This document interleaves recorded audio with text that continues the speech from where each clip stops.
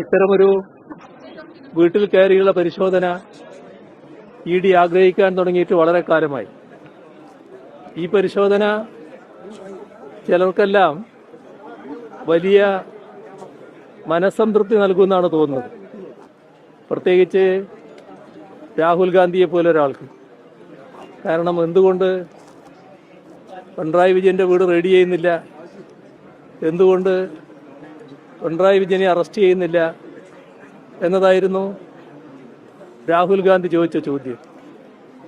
നമ്മുടെ രാജ്യത്തിലെ പ്രതിപക്ഷത്തിനും പ്രതിപക്ഷത്തിന്റെ പ്രവർത്തകർക്കും നേതാക്കൾക്കുമെതിരെയുള്ള കരുതിക്കൂട്ടിയുള്ള ആക്രമണ നടപടികളാണ് എല്ലാ കാലത്തും ബി.ജെ.പി. ഗവൺമെന്റ് തുറന്നു വരുന്നത്. അതിനെതിരെ ശക്തമായ പ്രതിഷേധം രാജ്യവ്യാപകമായി തന്നെ ഉയർന്നു വന്നിട്ടുണ്ട്.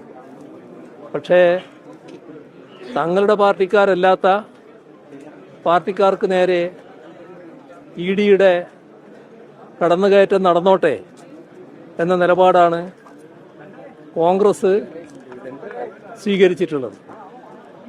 ഏതായാലും ഇതുകൊണ്ടൊന്നും ഞങ്ങൾ അവസാനിക്കാൻ പോകുന്നില്ല. ഇത് ഒരു തുടക്കം മാത്രമായിട്ടേ ഞങ്ങൾ കാണുന്നുള്ളൂ. ഈ തരത്തിലുള്ള ഏതെങ്കിലും നടപടികൾ കൊണ്ട് ഞങ്ങളെ തളർത്തിക്കളയാമെന്ന് വ്യാമോഹിക്കേണ്ടതില്ല.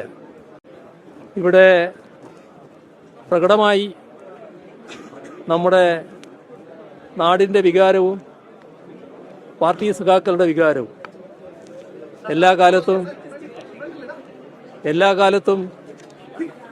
പാർട്ടിയുടെ അകമഴിഞ്ഞ പിന്തുണയാണ് പാർട്ടി ശത്രുക്കൾ ഒത്തിവലിക്കാനൊരുങ്ങിയ എല്ലാ ഘട്ടത്തിലും ലഭ്യമായിട്ടുള്ളത്.